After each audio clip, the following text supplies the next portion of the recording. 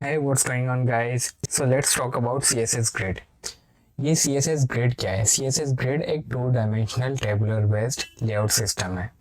Okay, तो हमारे पास में दो CSS के लेआउटिंग टूल्स हैं, एक है फ्लेक्सबॉक्स और एक है ग्रिड। ठीक है, तो जो ग्रिड है वो मैं समझता हूँ कि has the upper hand over the flexbox because जो जो स्केलेटन क्रिएट करना होता है, जो स्ट्रक्चर क्रिएट करना होता है हमें किसी भी वेबसाइट का, वो बड़ी इजीली हम क्रिएट कर सकते हैं क्योंकि ये टू डायमेंशनल लेआउट है। इससे मेरा मतलब ये है कि जो फ्लेक्सबॉक्स है, फ्लेक्सबॉक्स बहुत अच्छी चीज़ है लेकिन इसके पास में कुछ लिमिटेशंस हैं। ये एक ही बार में एक ही डायरेक्शन को टैकल कर पाता है, जैसे कि रो को ही अगर ये टैकल करेगा, मैनेज करेगा तो सिर्फ रो को ही करेगा, ये कॉलम को कुछ नहीं कर सकता। और ये अगर कॉलम को करेगा तो रो को कुछ नहीं कर सकता है। यानी कि हम जो CSS लिखते हैं वो या तो रो के लिए लिखेंगे या फिर कॉलम के लिए लिखेंगे। लेकिन ग्रिड में क्या है, हम दोनों तरीके से अपने स्ट्रक्चर को एक ही बार में क्रिएट कर सकते हैं, ग्रिड और कॉलम दोनों को। ठीक है, और मैं रेकमेंड करता हूँ कि आप दोनों ही सीखें, ये दोनों ही बहुत ज़्यादा यूज़फुल हैं। अब देखिए, जो फ्लेक्स है वो क्या करता है, वो सिंगल डायमेंशनल लेआउट है। तो आप देख सकते हैं कि ये फ्लेक्स डायरेक्शन है। अगर हमने फ्लेक्स डायरेक्शन लिखा तो हमारे जितने भी इनर एलिमेंट हैं, जो हमारे डायरेक्ट चिल्ड्रन हैं एक एलिमेंट, एक कंटेनर के, वो हॉरिजॉन्टली अलाइन हो जाएंगे।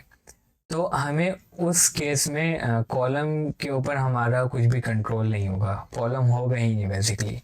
और अगर हमें कॉलम चाहिए तो फिर रो डिसअपियर हो जाएगा, सिर्फ कॉलम आ जाएगा। तो यहाँ पे मैंने शो किया है कि फ्लेक्स डायरेक्शन कॉलम अगर मैं CSS की प्रॉपर्टी लिखता हूँ तो इस तरीके से रिप्रेजेंट होगा, और अगर फ्लेक्स डायरेक्शन रो लिखता हूँ तो वो इस तरीके से रिप्रेजेंट होगा।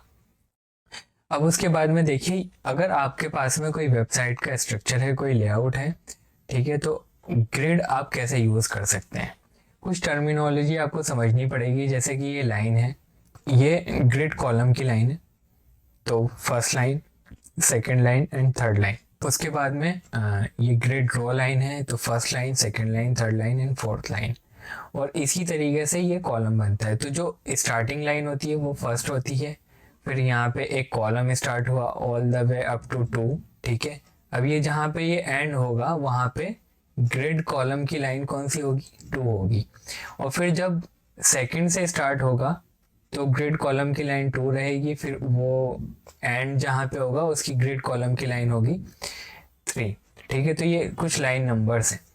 ये बहुत ज़्यादा हेल्पफुल है जब हम डेवलपमेंट स्टार्ट करेंगे और इंस्पेक्ट एलिमेंट करके देखेंगे, तो वहाँ पे एक ग्रिड का बटन होता है, जब उस पर क्लिक करेंगे तो कुछ इस तरीके से रिप्रेजेंट होते हैं हमारे एलिमेंट। तो वो बहुत ज़्यादा हेल्प करते हैं हमारे कंपोनेंट्स को, हमारे ग्रिड सेल्स को अलाइन करने के लिए।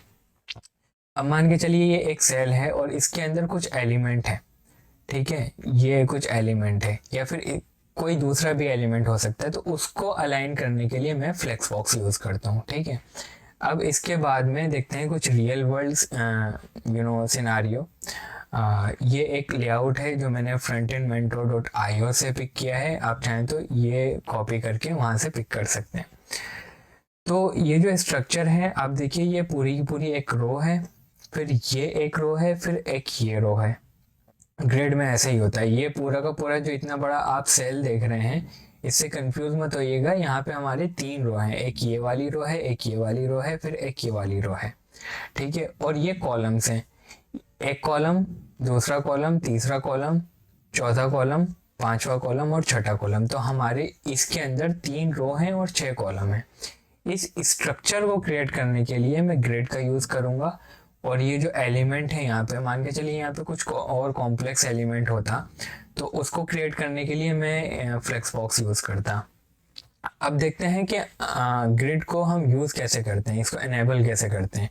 तो बेसिकली जैसे फ्लेक्स बॉक्स यूज़ करते हैं कंटेनर एलिमेंट पे डिस्प्ले फ्लेक्स की प्रॉपर्टी लगाते हैं, उसी तरीके से यहाँ पे ग्रिड कंटेनर पे डिस्प्ले ग्रिड की प्रॉपर्टी लगाते हैं। ऑलराइट, और इसके बाद में जो इसके डायरेक्ट चिल्ड्रन होते हैं, जो भी डायरेक्ट डिव होगी या कोई भी दूसरा एलिमेंट होगा, वो उसके डायरेक्ट चिल्ड्रन होंगे।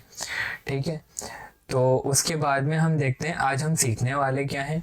तो ग्रिड कंटेनर पे जो प्रॉपर्टीज़ हैं, ये बंच ऑफ प्रॉपर्टीज़ हैं, हम ये देखेंगे। उसके बाद में ग्रिड आइटम पे जो प्रॉपर्टीज़ हैं वो हम देखेंगे। तो चलिए देर नहीं करते हैं, let's start with the code now. All right friends, तो मेरे पास में दो फाइल्स हैं, एक है index.html फाइल और एक है style.css फाइल।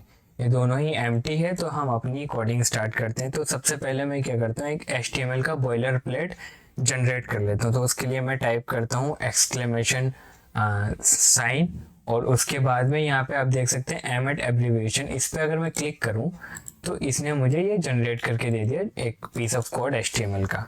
अब इसका मैं टाइटल चेंज कर देता हूँ, इसका मैं नाम रखता हूँ CSS ग्रिड, और इसके बाद में मुझको एक फाइल चाहिए, लिंक करनी है एक style.css। तो देखिए ये मैंने क्लिक किया और यहाँ पे href में style.css आ गया, और हमारी फाइल का नाम भी style.css है। अब क्या करते हैं, यहाँ पे एक कंटेनर क्रिएट कर लेते हैं। तो कंटेनर मैंने लिखा। अब इसके बाद में मुझे एक ग्रिड कंटेनर चाहिए, तो ग्रिड कंटेनर, और मैं एंटर मारता हूँ। ये देखिए एम एट एब्रीविएशन की मदद से अगर मैं एंटर मारता हूँ तो मुझे एक डिव क्रिएट करके दे दी इसने विद द जो भी मैंने टाइप किया है वो वाला क्लास ने।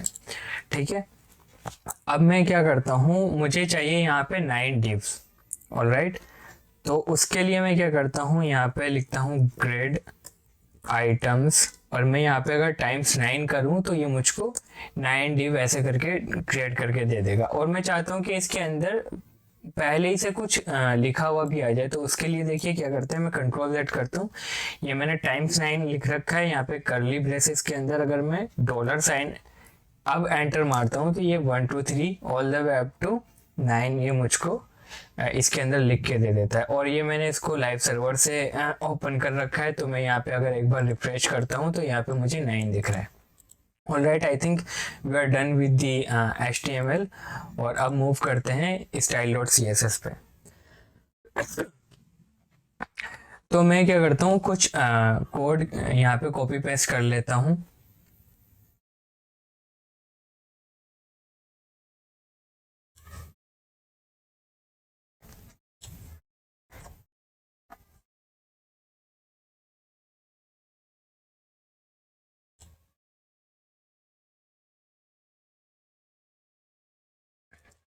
ये कुछ इनिशियल सेटिंग्स है जो मैंने कॉपी पेस्ट करी हैं, और इसके बाद में मैं अब कंटेनर पे काम करता हूँ। तो मैंने कंटेनर सेलेक्ट किया, कंटेनर की विड्थ मैं लिख देता हूँ, लेट्स से मिन फंक्शन लेते हैं और 95% इसको दे देते हैं, और 700 पिक्सल्स हम इसकी मैक्स विड्थ दे देते हैं, और इसको कर देते हैं मार्जिन 0 ऑटो। ओके, अब ये हमें इस तरीके से मिल गया है। अब इसके बाद में क्या करते हैं, ये जो ग्रिड आइटम्स है इसको, क्योंकि ये इस तरीके से 1 2 3 9 तक लिखा हुआ ये अच्छा नहीं लग रहा है, तो थोड़ी सी स्टाइलिंग हम यहाँ पे लिख लेते हैं। तो इसका मैं बैकग्राउंड कलर देता हूँ, लेट्स से इस लाइट स्काई ब्लू। ओके, और इसमें पैडिंग दे देता हूँ मैं 20 पिक्सल्स,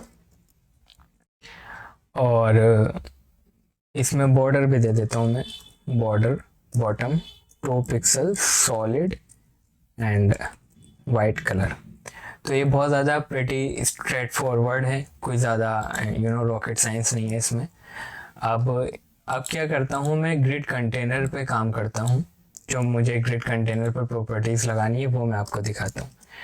तो मैंने यहाँ पे ग्रिड कंटेनर लिया और इसको मैंने दिया डिस्प्ले ग्रिड, और अब हमारा डिस्प्ले ग्रिड इनेबल हो चुका है। लेकिन ये डिस्प्ले ग्रिड लिखा और मैंने सेव कर दिया, लेकिन यहाँ पे कुछ दिखा नहीं। वो दिखा इसलिए नहीं क्योंकि अब हमें जो है अपने कॉलम और रोज को डिफाइन करना है। तो उसके लिए क्या करते हैं, मान के चलिए मुझे यहाँ पे 2 कॉलम चाहिए होते, तो मैं क्या करता, मैं लिखता यहाँ पे ग्रिड टेम्पलेट कॉलम्स। ओके, और यहाँ पे अगर मैं 100 पिक्सल लिखूं, ठीक है, तो ये क्या कह रहा है कि कॉलम, एक रो के अंदर एक कॉलम बना दो 100 पिक्सल का। और अगर मैं चाहता हूँ कि 2 कॉलम आए, ठीक है, एक बड़ा कॉलम और ले लेता हूँ मैंने यहाँ पे लिखा 150 पिक्सल का एक कॉलम और। तो अब देखिए यहाँ पे 2 कॉलम आ गए, 1 2 3 4 5 6 9। ओके 5 6 9 ठीक है। अब मुझे क्या करना है, जिस तरीके से यहाँ पे स्पेस दिख रहा है, ये स्पेस नहीं है बेसिकली, ये बॉर्डर है। तो मैं अगर यहाँ से ये रिमूव कर दूँ और अब दिखाऊं तो यहाँ पे मुझे कोई स्पेस नहीं दिख रहा है। और स्पेस के लिए मैं क्या करूँगा, यहाँ पे करूँगा मार्जिन 5 पिक्सल्स। ओके, तो this is what you would do normally in flexbox और normally in your CSS। But grid के अंदर हमारे पास में एक गैप की प्रॉपर्टी भी है जो हम यहाँ पे अब यूज़ करने वाले हैं। तो grid column, not grid column, column gap. Okay, और यहाँ पे मैं लिखता हूँ 5 पिक्सल्स। ठीक है, अब मैंने 5 पिक्सल लिखा तो जितने भी कॉलम हैं उनके बीच में एक 5 पिक्सल्स का गैप आ गया है। अब इसके बाद में अगर मैं चाहता हूँ रो में भी आ जाए थोड़ा सा गैप, तो उसके लिए रो गैप एंड 5 पिक्सल्स और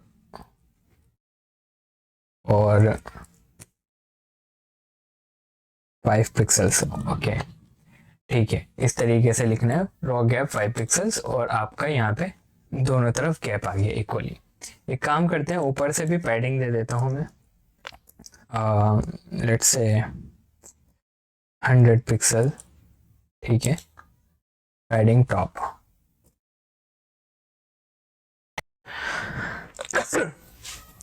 ठीक है, अब जो प्रॉपर्टी मैं आपको दिखाना चाहता हूँ वो है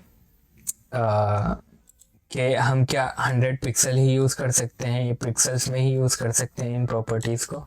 नहीं, हम इसके अलावा और भी बहुत कुछ कर सकते हैं। लेट्स से मैं अगर करता हूँ 20% एंड 80%, ये देखिए, तो यहाँ पे जितने भी मेरे कंटेनर की विड्थ है, ठीक है, यहाँ पे यहाँ से लेके यहाँ तक ये 700 पिक्सल्स होगा, यहाँ पे जो हमने कंटेनर दिया है। तो उसका इसने पहले कॉलम ने 20% लिया है और दूसरे कॉलम ने 80% लिया है। और मैं चाहूँ तो ऑफ कोर्स यहाँ पे और बढ़ा भी सकता हूँ, लाइक मैंने मान के चलिए यहाँ पे लिया है एक और 20% एंड देन मैंने लिया है 60%, इस तरीके से। ठीक है, तो अब हमारे एक रो के अंदर 3 कॉलम हो गए। अब इसके बाद में ये तो हो गया ग्रिड टेम्पलेट कॉलम। उसके बाद में हम क्या करते हैं, कुछ हाइट की बात कर लेते हैं। तो ग्रिड ऑटो रोज। ठीक है, अब अगर मैं यहाँ पे दूँ 200 पिक्सल्स, तो देखिए हर एक कॉलम को इसने 200 पिक्सल असाइन कर दिया है। अब एक काम करते हैं, ये जो 1 है यहाँ पे लिखा है, यहाँ पे मैं कुछ और कंटेंट थ्रो करता हूँ। Let's say Loram 20। Okay, Loram 20। अब देखिए ये जो मैंने यहाँ पे ग्रिड ऑटो रोज दिया था और 200 पिक्सल लिखा था, अब ये जो कंटेंट है इसके अंदर का ये कट आउट हो रहा है। ये क्यों कट आउट हो रहा है? क्योंकि इन सब की हाइट 200 पिक्सल्स हो गई है। तो इसके अलावा भी हमारे पास में कुछ प्रॉपर्टीज़ हैं। Let's say grid template rose. Okay, और ये क्या करती है, ये भी अगर मैं 200 पिक्सल लिखूं, ठीक है, 200 पिक्सल पहले वाले का, फिर दूसरे वाले का मैं अगर 300 पिक्सल लिखता हूँ, फिर लास्ट वाले का 400 पिक्सल्स लिखता हूँ, तो ये बेसिकली ग्रिड टेम्पलेट कॉलम की ही तरह वर्क कर रहा है। और बस डिफरेंस ये है कि ग्रिड टेम्पलेट कॉलम इस तरीके से जा रहा था हॉरिजॉन्टली, अब ये वर्टिकली जा रहा है। तो ये पावर है ग्रिड के अंदर कि ये दोनों को मैनेज कर सकता है।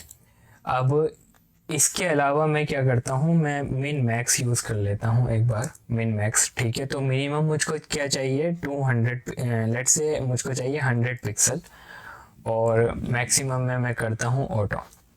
ठीक है, तो अब क्या हुआ है, इसने जो सबसे कम लिया है वो है 100 पिक्सल, ये वाला, और ये भी 100 पिक्सल है। बट ऑटो की वजह से यहाँ जितना भी कंटेंट इसको चाहिए ये उतनी विड्थ ले लेगा। ठीक है। अब जो नेक्स्ट मैं प्रॉपर्टी आपको दिखाना चाहता हूँ वो है जस्टिफाई कंटेंट वाली प्रॉपर्टी। तो एक काम करते हैं, एक बार ग्रिड टेम्पलेट कॉलम पे, एक्चुअली जब ग्रिड टेम्पलेट कॉलम की बात कर ही रहे हैं तो ये जो मैं बार बार लिख रहा हूँ 20%, 60%, इस तरीके से हमारे पास में एक रिपीट फंक्शन भी है, रिपीट फंक्शन। ओके, और इसमें मैं लिखता हूँ 3 कॉलम मुझको चाहिए और 1 FR मुझको चाहिए। तो बेसिकली 1 FR का मतलब that use the available space and distribute it equally.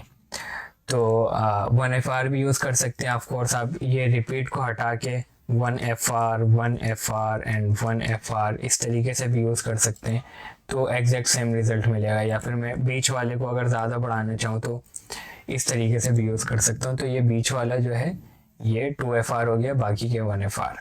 तो मैं इसको इस तरीके से रखता हूँ, इसको मैंने रिमूव किया, रिपीट फंक्शन यूज़ किया और 3 टाइम्स एंड 1 FR इस तरीके से।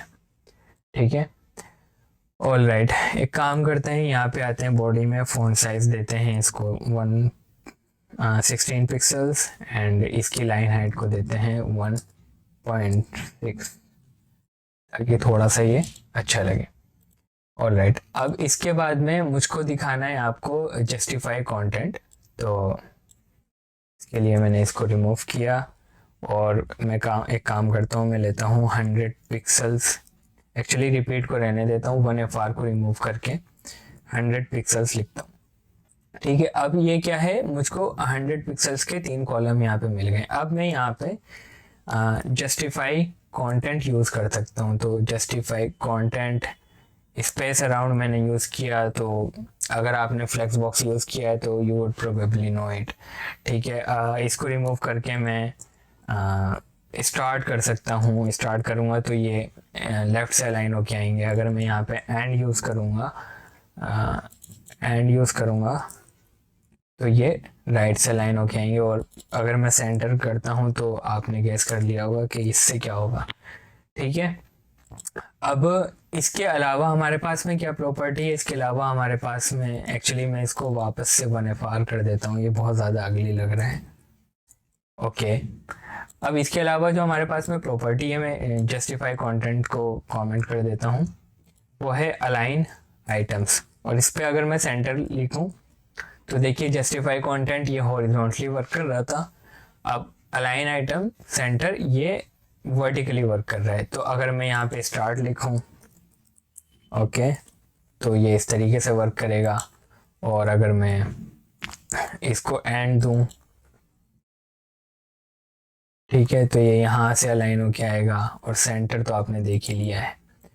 तो ये कुछ प्रॉपर्टी हम यूज़ कर सकते हैं। और बाय डिफ़ॉल्ट क्या होता है, ये होता है स्ट्रेच, इस तरीके से।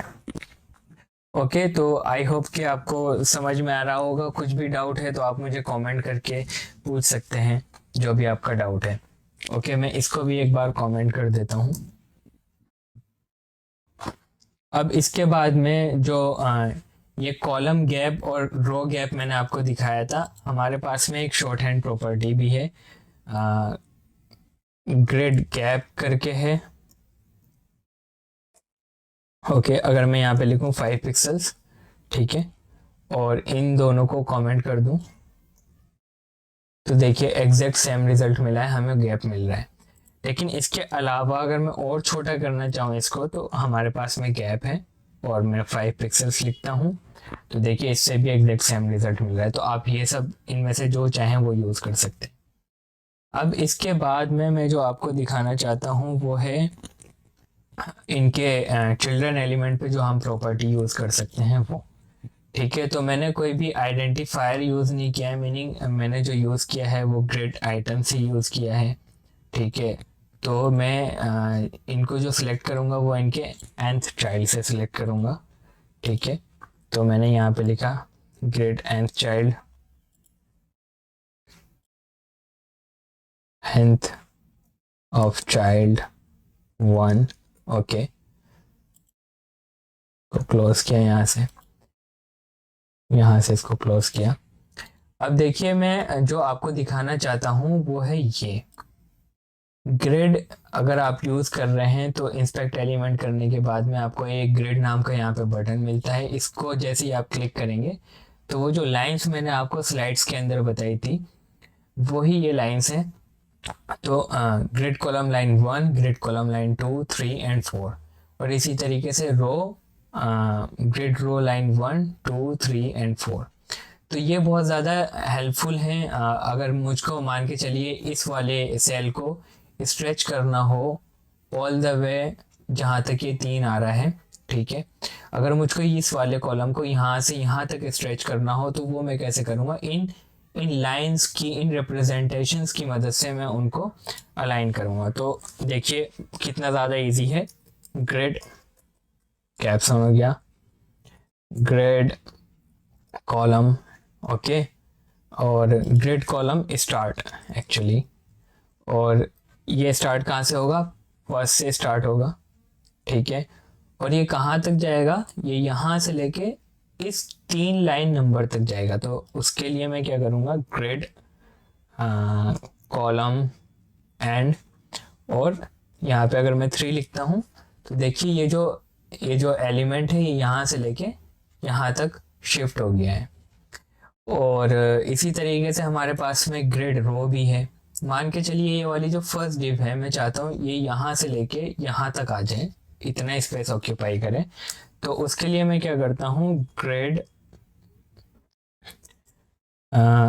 रो स्टार्ट। अब ये स्टार्ट कहाँ से होगी, अगेन ये x से स्टार्ट होगी, और ग्रिड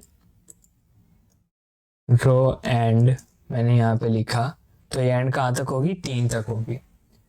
देखिए अब मैं एक बार इसको ऑफ करता हूँ इस बटन को, ओके। अब देखिए आप, ये हमने इस लेआउट को कितनी इजीली इन ये 4 प्रॉपर्टीज़ की मदद से कितनी इजीली इसको अचीव कर लिया। अगर मुझको ये फ्लेक्स बॉक्स यूज़ करना होता है या कुछ और यूज़ करना होता तो मैं पहले एक स्ट्रक्चर अपने दिमाग में सोचता कि मैं किस तरीके से अपना स्ट्रक्चर बनाऊं।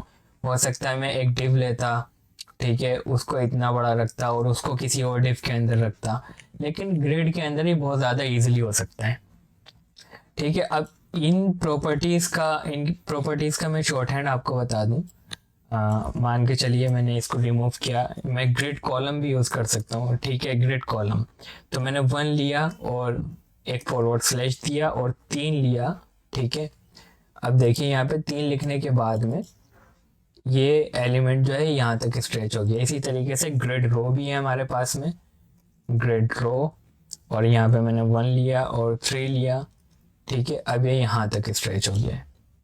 तो आप इसको भी यूज़ कर सकते हैं। और एक तरीका और मैं आपको बताते चलूँ, हमारे पास में स्पैन भी है। तो अगर मैं स्पैन 2 लेता हूँ तो बेसिकली ये कह रहा है कि ये स्टार्टिंग पॉइंट है और कितना स्पेस ऑक्यूपाई करना है वो है। अगर मैं इसको सेव करता हूँ तो एग्जैक्ट सेम रिजल्ट मिलता है मुझको। यहाँ से मैं इसको रिमूव करता हूँ, स्पैन 2।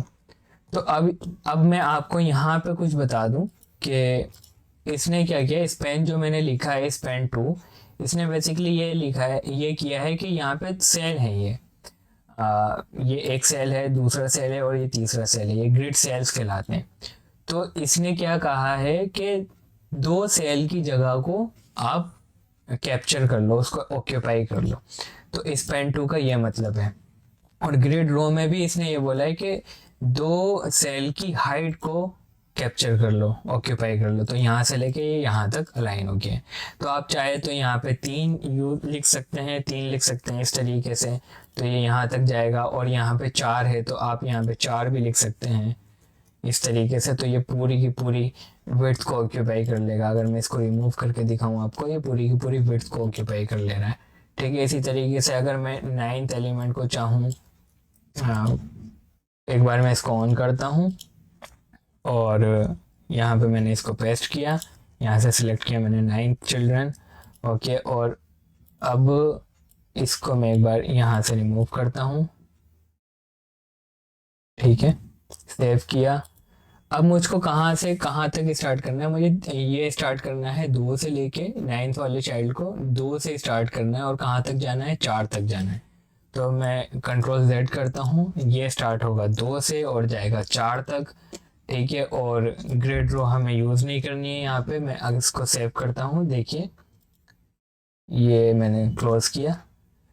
बहुत आसानी से हम लेआउट को अचीव कर सकते हैं, ठीक है। अब इसके बाद में जो मुझको आपको बताना है, एक काम करता हूँ मैं, इसको रिमूव कर देता हूँ, कॉपी कर दे, कमेंट कर देता हूँ, ठीक है। अब जो मुझको आपको बताना है वो है अलाइन सेल्फ वाली प्रॉपर्टी। तो मैंने लिखा ग्रेड आइटम्स और nth ऑफ चाइल्ड 2, इस तरीके से। अब मुझको यहाँ पे लिखना है अलाइन सेल्फ सेंटर, ओके। तो align self is for the children element, okay. और इसी तरीके से मैं इसको स्टार्ट भी कर सकता हूँ, स्टार्ट, और एंड भी कर सकता हूँ। अगर मैं एंड करूँगा तो ये कॉर्नर से अलाइन होके आएगा, ओके। तो ये हो गई अलाइन सेल्फ वाली प्रॉपर्टी।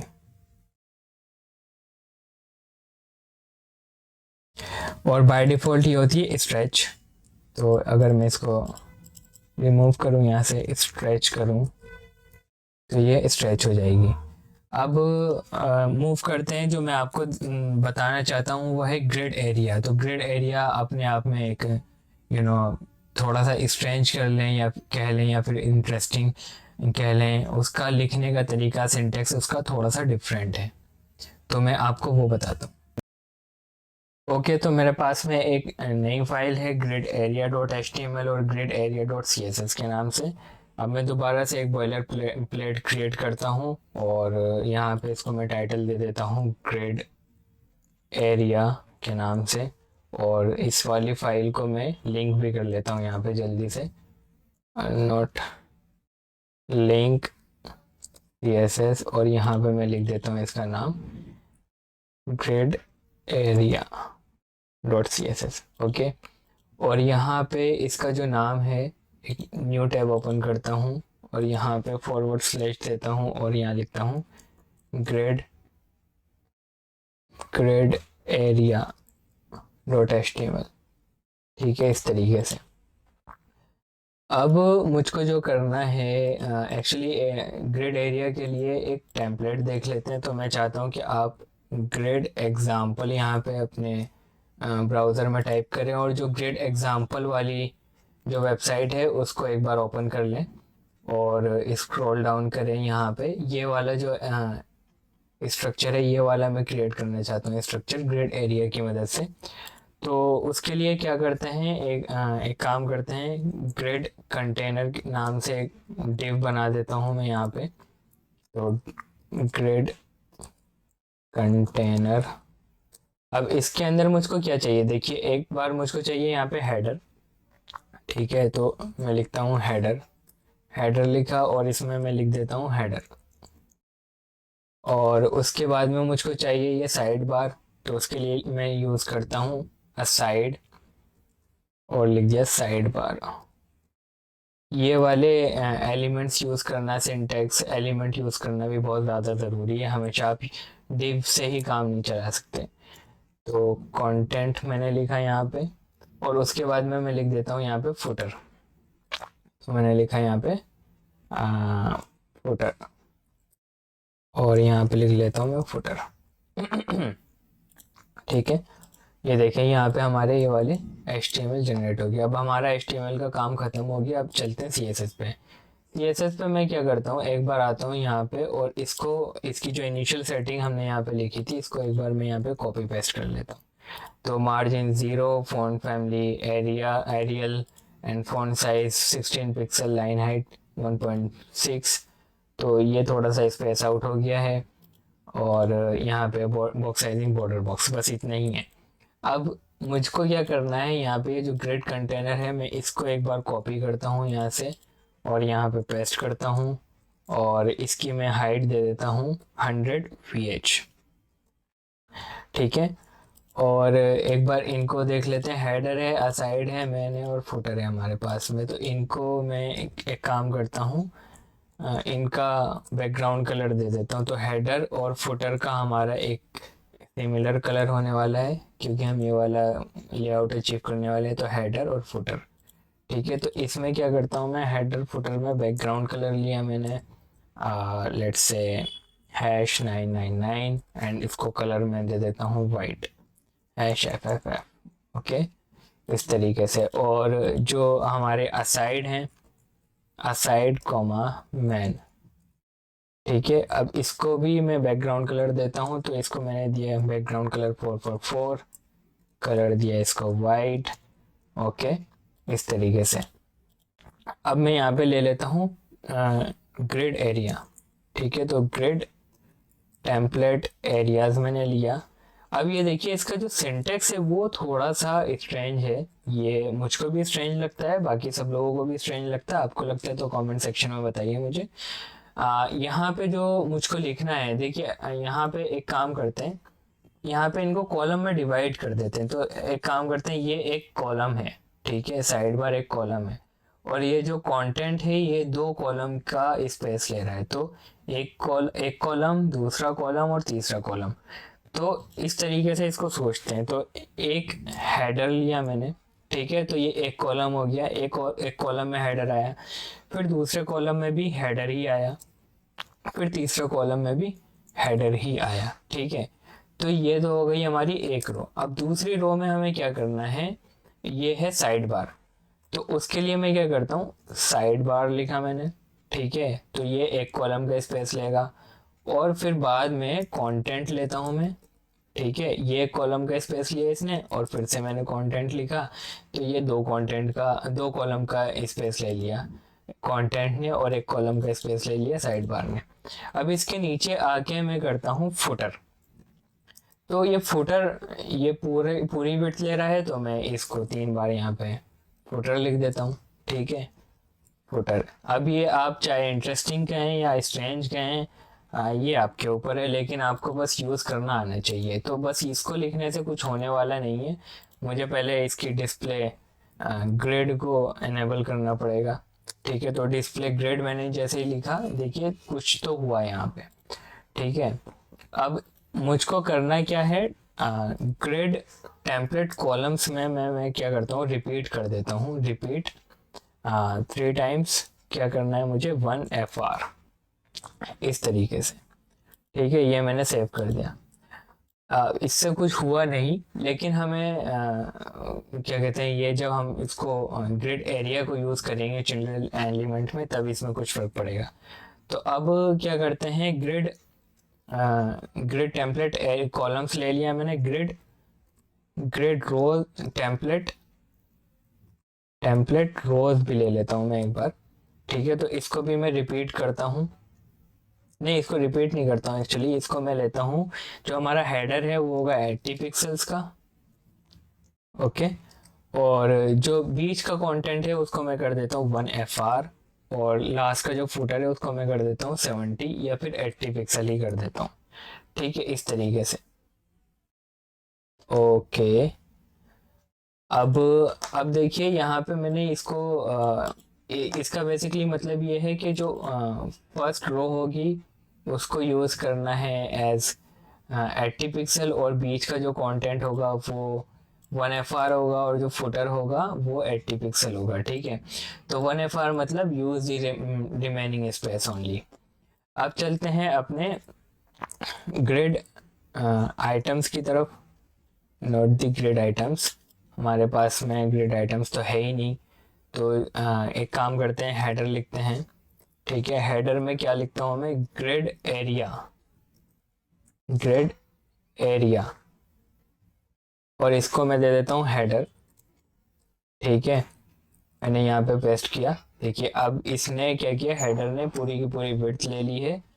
और क्या कहते हैं, बेसिकली आप यहाँ पे कुछ भी लिख सकते हैं, हेडर ही नहीं लिखना है आपको, यहाँ पे आप कुछ भी लिख सकते हैं। तो ग्रिड एरिया पे मैंने हेडर लिख दिया, ठीक है। अब इसके बाद में जो असाइड है, असाइड में मैं जाता हूँ और ग्रिड एरिया पे इसका नाम लिख देता हूँ साइड बार, इस तरीके से साइड बार मैंने लिखा, ठीक है। और यहाँ पे जो मेन है, जो मेन है उस पर मैं नाम लिख देता हूँ, मेन लिया मैंने, और ग्रिड एरिया, और यहाँ पे लिख देता हूँ मैं कंटेंट, इस तरीके से। तो साइड बार यहाँ पे आ गया, कंटेंट यहाँ पे आ गया, इसने अपनी जगह ले ली। ओके, अब यहाँ पे जो लास्ट है वो है फुटर। तो फुटर में मैं ग्रिड एरिया का नाम दे देता हूँ जो हमने यहाँ पे यूज़ किया है, फुटर। ओके, ये देखिए अब हमारा जो स्ट्रक्चर है वो क्रिएट हो गया है। अब एक काम करते हैं, यहाँ पे आते हैं और गैप की प्रॉपर्टी यहाँ पे यूज़ कर लेता हूँ। तो मैंने लिखा 5 पिक्सल्स। ओके, 5 पिक्सल्स कम लग रहा है तो लेट्स से 10 पिक्सल्स। ओके, और 10 पिक्सल्स का ही मैं यहाँ पे इस पे पैडिंग यूज़ कर लेता हूँ। तो 10 पिक्सल्स यहाँ पे मैंने पैडिंग यूज़ कर ली, इस तरीके से। अब एक काम करते हैं, थोड़ा सा इसको स्ट्रक्चर्ड करते हैं। तो मैं क्या करता हूँ, हेडर लिया मैंने, header comma footer comma aside comma main, और इनको मैं पैडिंग दे देता हूँ 20 पिक्सल्स की। ओके, और इनको मैं बॉर्डर रेडियस दे देता हूँ, बॉर्डर रेडियस कितना देना है, 3 पिक्सल्स। Okay, 3 pixels. अब देखिए हमारा जो ये लेआउट है ये काफ़ी हद तक मैच हो गया है। जो साइड बार है वो यहाँ पे आ गया है, साइड बार, और कंटेंट ने अपनी ज़्यादा विड्थ ले ली है, और हेडर ने पूरी विड्थ ली है, फुटर ने पूरी विड्थ ली है। लेकिन यहाँ पे जो हेडर है ये पूरी विड्थ नहीं ले रहा है, ये थोड़ी सी विड्थ ले रहा है। उसके लिए मैं क्या करता हूँ, हेडर को यहाँ पे मैंने इस तरीके से स्पेस दे दिया है यहाँ पे। तो अब देखिए ये पूरा का पूरा मैच हो गया। तो इस तरीके से आप ग्रिड एरिया भी यूज़ कर सकते हैं। अब इसके बाद में मैं एक लेआउट क्रिएट करता हूँ। अभी तक तो हमने इसके बेसिक्स और किस तरीके से यूज़ करते हैं वो देखा है। अब हम ग्रिड का यूज़ करके एक लेआउट क्रिएट करते हैं। ओके, तो जो लेआउट मैं क्रिएट करना चाहता हूँ वो है ये वाला लेआउट। ओके, इसमें देख सकते हैं कि कुछ सेल्स हैं, इसमें 12 सेल्स हैं, और कुछ सेल्स के अंदर एक डिफरेंट बैकग्राउंड इमेज है, और कुछ सेल्स के अंदर कुछ डिफरेंट बैकग्राउंड इमेज है।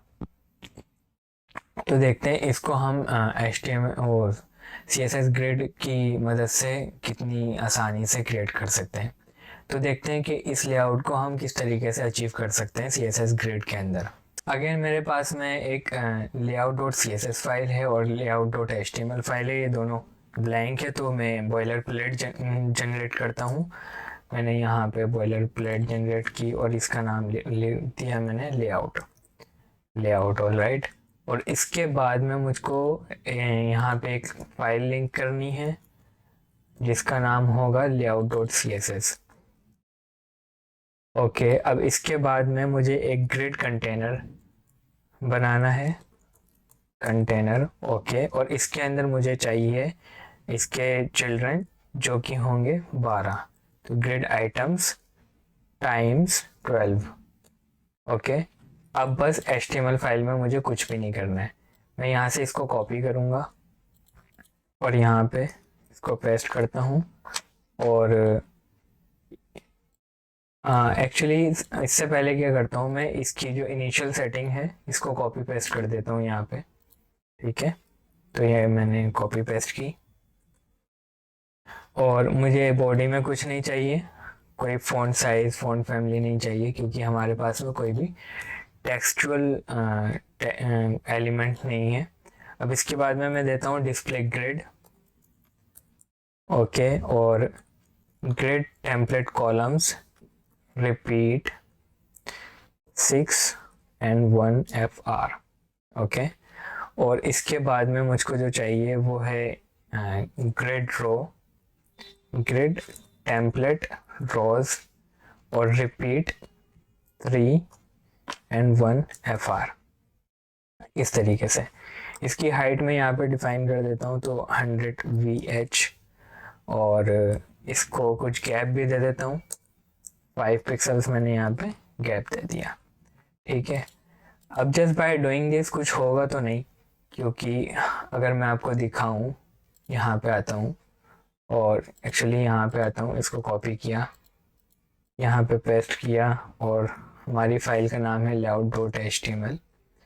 तो अब मुझे यहाँ पे कुछ शो नहीं हो रहा है, तो उसके लिए मैं क्या करता हूँ, एक बार इस ग्रिड आइटम्स को कॉपी करता हूँ, इसमें कुछ बैकग्राउंड कलर फिल कर देता हूँ, बैकग्राउंड कलर, ओके, और बस इतना ही करता हूँ अभी। और यहाँ पे देखते हैं, ठीक है, ये हमको दिख रहा है। अब मैं इंस्पेक्ट एलिमेंट करके वापस से आपको वो शो करता हूँ, इसके जो रूल्स दिखते हैं। तो मैं ग्रिड बटन पे क्लिक करता हूँ, ठीक है। इस बार हम क्या यूज़ करने वाले हैं, कुछ स्पैन 3, स्पैन 4, स्पैन 2 ये यूज़ नहीं करेंगे। जो शॉर्टकट है वो यूज़ नहीं करेंगे हम इस बार। पूरी की पूरी प्रॉपर्टीज यूज़ करेंगे ताकि आपको समझ में आए कि किस तरीके से यूज़ करते हैं। तो सबसे पहले क्या करते हैं, अपने लेआउट को देखते हैं। इसका जो फर्स्ट एलिमेंट है ये जा रहा है all the way up to this much of space this is taking. तो क्या करते हैं, हमें इस वाले सेल को यहाँ तक पहुँचाना है। तो उसके लिए देखिए 1 2 3 एंड 4, ठीक है। तो आते हैं वापस यहाँ पे, इसको मैं यहाँ पे कॉपी कर लेता हूँ और इसमें देता हूँ nth चाइल्ड। nth चाइल्ड मैंने यहाँ पे दिया और यह है फर्स्ट एलिमेंट। तो यहाँ पे क्या करता हूँ मैं, ग्रिड कॉलम एंड स्टार्ट, ये वाली प्रॉपर्टी यूज़ करने वाला हूँ। और इसमें ये स्टार्ट कहाँ से होगा, पहले से फर्स्ट लाइन से स्टार्ट होगा। और ग्रिड कॉलम एंड कहाँ तक होगा, ये 4 तक एंड होगा। तो वापस चल के देखते हैं, मैं इसको एक बार क्लोज करता हूँ। देखिए यहाँ से लेके यहाँ तक का स्पेस इसने ऑक्यूपाई कर लिया है। अब उसके बाद में मुझको सिलेक्ट करनी है कौन सी टाइल, 1 2 3 4 5 6 7 8 नंबर की जो टाइल है वो मैं सिलेक्ट करूँगा। तो यहाँ पे मैंने इसको कॉपी पेस्ट किया, 1 को रिप्लेस किया 8 से। और अब मुझको क्या चाहिए, बेसिकली ये 4 से एंड हो रही है और हमें चाहिए जो ये 8 नंबर की फाइल टाइल है ये 4 से स्टार्ट हो और all the way till the end ये अपना स्पेस ऑक्यूपाई करे। तो एक बार फिर से मैं ग्रिड को ऑन करता हूँ, देखिए ये 4 है, ठीक है। 4 से स्टार्ट होएगी और कहाँ तक जाएगी, 7 तक जाएगी। तो इसके लिए मैं यहाँ पे क्या लिखता हूँ, 4 से स्टार्ट हो और 7 तक जाए, इस तरीके से। अब मैं इसको एक बार क्लोज करता हूँ, ये देखिए। अब जो नेक्स्ट मुझे सिलेक्ट करनी है वो है, ये 8 नंबर की टाइल है तो ये 9 नंबर की टाइल है। तो वापस से मैं जाता हूँ, इसको मैंने कॉपी किया और यहाँ पे 8 को रिप्लेस किया 9 से। अब जो ये होगा ये बेसिकली यही वाला होगा। तो 1 दिया मैंने यहाँ पे स्टार्टिंग पॉइंट और एंडिंग पॉइंट दिया मैंने 4, ठीक है। अब देखिए हमारी टाइल्स पूरी की पूरी बिछ गई हैं हमारे लेआउट के अंदर, ठीक है। अब बारी आती है हमें यहाँ पे एक बैकग्राउंड इमेज देने की। तो उसके लिए मेरे पास में कुछ इमेज है, मैं यहाँ पे कॉपी पेस्ट करके दिखाता हूँ आपको, ठीक है। ये वाली इमेजेस मैं pixels.com से उठाने वाला हूँ। इसका URL मैं पेस्ट कर दूंगा डिस्क्रिप्शन के अंदर। आप यहाँ से ये वाली इमेज यूज़ कर सकते हैं या फिर आपको कोई दूसरी इमेज यूज़ करनी है तो वो भी कर सकते हैं। तो मैं इसको एक बार ओपन इन न्यू टैब करता हूँ, ठीक है। ये वाली इमेज ओपन हो गई। इसके URL में मैं इसको रिमूव करता हूँ और एंटर मारता हूँ, तो इसकी ओरिजिनल इमेज हमें मिल गई है। अब ओपन इन न्यू टैब और इसका भी URL मैं यहाँ से, ठीक है। अब क्या करना है, वापस से चलते हैं अपने इस वाले लेआउट पे और एक बार चेक कर लेते हैं। जैसे कि देखिए 1 2 3 4 नंबर की टाइल पे वाली बैकग्राउंड इमेज आएगी, फिर 8 नंबर की टाइल पे और 9 10 10 11 12 यहाँ तक इन टाइल्स पे हमें ये वाली बैकग्राउंड इमेज चाहिए। तो मैं क्या करूँगा, 1 2 3 4 पे आया, यहाँ पे मैंने लिखा BG2, एक क्लास दे देता हूँ आइडेंटिफायर बेसिकली ताकि हमें पता चल सके। तो 4 5 6 7 8 पे आया, यहाँ पे भी मैंने BG2 क्लास दे दी और 9 को छोड़ देते हैं, फिर BG2 एंड BG2 यहाँ पे भी, एंड bg2 यहाँ पे भी। ओके, अब क्या करना है, वापस से चलते हैं इसके अंदर और लिखते हैं ग्रेड आइटम्स और यहाँ पे लिख देते हैं bg2। ठीक है, अब यहाँ पे जो बैकग्राउंड इमेज है हमारी, बैकग्राउंड इमेज URL, उसका URL एक बार कॉपी कर लेते हैं। तो इमेज है हमारी ये वाली, इसको एक बार मैंने कॉपी कर लिया यहाँ से, वापस आया यहाँ पे पेस्ट कर दिया URL और इसको हम कॉपी करते हैं यहाँ से लेके यहाँ तक और इसको रिप्लेस कर देते हैं क्योंकि अब हमें बैकग्राउंड कलर नहीं चाहिए। और इसका जो URL है वो एक बार पेस्ट कर लिया और यहाँ पे इसको मैं एक बार पेस्ट कर देता हूँ। ठीक है, मैं URL यूज़ कर रहा हूँ अपने उसमें, अपने फोल्डर में इन इमेजेस को पेस्ट नहीं कर रहा हूँ। तो अब इनका काम हो गया, मैं इनको क्लोज कर देता हूँ एक बार। ओके, और अपने लेआउट में देखते हैं, देखिए ये हमारी इमेजेस यहाँ पे आ चुकी हैं। अभी कुछ ज़्यादा ही लार्ज इमेज है तो थोड़ा सा टाइम लग रहा है इसको लोड होने में, बट कोई बात नहीं। ये क्योंकि कोई प्रोडक्शन में नहीं है तो ज़रूरत नहीं है मैं ऑप्टिमाइज इमेज यूज़ करने की। तो मैं एक बार क्या करता हूँ, बैकग्राउंड साइज़ यहाँ पे कवर देता हूँ। सिर्फ ये करने से देखिए हमारा लेआउट काफ़ी अच्छा दिखने लग गया है अब, लेकिन अभी भी हमने वो वाला रिजल्ट अचीव नहीं किया है। अब क्या करते हैं, एक बार देखिए ये वाली जो इमेज है इनमें एक ब्लू टिंट आ रहा है। ब्लू टिंट इस इमेज के अंदर नहीं है, ये हमने CSS से किया है। तो क्या करते हैं, एक बार आते हैं इस यहाँ पे जहाँ पे bg2 है उस वहाँ पे हम क्लास ऐड नहीं करेंगे और उसके अलावा हर एक डिव के अंदर मैं एक लेयर नाम की क्लास ऐड कर दे रहा हूँ। मैं थोड़ा सा सिंप्लीफाई कर रहा हूँ, मैं एक नोट सिलेक्टर भी यूज़ कर सकता था लेकिन मैं थोड़ा सा सिंपल वे में आपको समझाने की कोशिश कर रहा हूँ। ठीक है, तो लेयर मैंने यहाँ पे लिखा, जिस डिव पे bg2 नहीं है वहाँ पे मैं एक लेयर नाम की क्लास इंसर्ट कर दे रहा हूँ, लेयर एंड लेयर। अब क्या करेंगे, जहाँ पे ये लेयर नाम की क्लास है उस पर हम ब्लू कलर दे देंगे विद ओपेसिटी। अब मान के चलिए मैं यहाँ पे आता हूँ, यहाँ पे मैंने इसको पेस्ट किया और इसको मैं देता हूँ पोजीशन एब्सोलूट। ओके, और बैकग्राउंड जो है कलर वो होगा RGBA और इसका कोड है 1,31,75,0.5। ओके, अब इसकी जो विड्थ है वो मैं कर देता हूँ 100%, और हाइट भी कर देता हूँ 100%। ओके, 100%। एंड क्योंकि एक्चुअली हमें यहाँ पे एक सूडो एलिमेंट भी चाहिए तो लेयर के आगे मैंने इस तरीके से आफ्टर लिख दिया है। ठीक है, अब सूडो एलिमेंट है तो हमें यहाँ पे क्या करना है, कंटेंट भी देना है। कंटेंट मैंने दिया और इसका जो टॉप पोजीशन है वो हो जाएगी 0 और लेफ्ट पोजीशन हो जाएगी 0। और अगर हम पोजीशन एब्सोल्यूट कर रहे हैं तो इसके पेरेंट एलिमेंट पे पोजीशन रिलेटिव होना बहुत ज़्यादा ज़रूरी है, अदरवाइज एब्सोल्यूट इधर उधर भागेगा। तो रिलेटिव किया मैंने और अब एक बार चेक कर लेते हैं अपना लेआउट।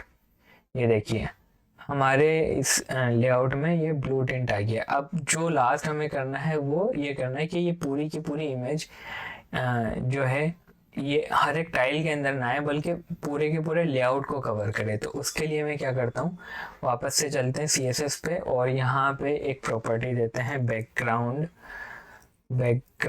अटैचमेंट। ओके, और इसको कर देता हूँ मैं फिक्स्ड। बस अब हमें इतना ही करना है। देखिए बस ये करने से हमारा लेआउट जो हमें ये अचीव करना था ये अचीव हो चुका है। तो बस इतना ही है CSS ग्रिड में समझाने के लिए मेरे पास में आपके लिए। और एडवांस लेवल की CSS ग्रिड की वीडियो भी मैं कभी अपलोड करूँगा, but for starting of this is enough for you guys. और ये एनफ है, आप किसी भी लेआउट को इन्हीं प्रॉपर्टीज से अचीव कर सकते हैं। एंड आई होप कि आपको CSS ग्रिड इजी भी लगी होगी, समझ में भी आई होगी। और अगर आपको ये कंटेंट यूज़फुल लगा है तो do subscribe my channel and support me by liking my videos and commenting on them। इससे मुझे बहुत ज़्यादा encouragement मिलता है। and show your support and share my videos with your friends। thank you so much guys। अब मिलते हैं next video में।